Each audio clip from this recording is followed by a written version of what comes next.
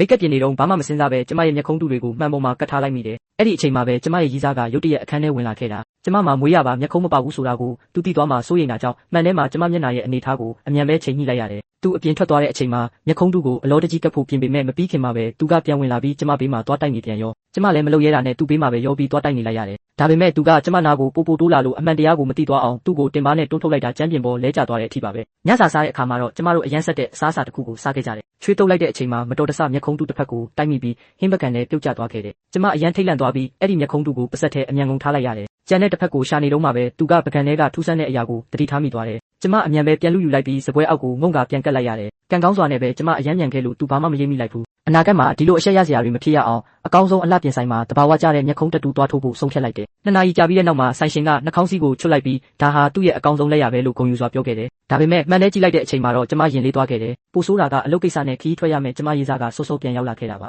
ကျမလည်းမျက်နှာပေါ်ကိုမယုတ်တိမုတ်တွေအမြန်ပို့လိုက်ပြီးကြက်သွန်နီနှလုံးနဲ့မျက်ရည်ထွက်အောင်လုပ်ကအေးမိချင်အောင်ဆောင်းလိုက်တယ်ကံကောင်းလို့သူဘာမှမတင်ကဖြစ်ခဲ့ဘူးဒါပေမဲ့အာလူကျော်စားနေတဲ့အချိန်မှာပဲသူကကျမဆောင်းထားတဲ့အုတ်ထုပ်ကိုရုတ်တရက်ချွတ်လိုက်တယ်အရာအလုံးပြီးဆုံးသွားပါပြီကျမရဲ့မျက်ခုံးတွေကတော့အခုလူပုံအလဲမှာလုံးဝပေါ်သွားခဲ့ပါပြီ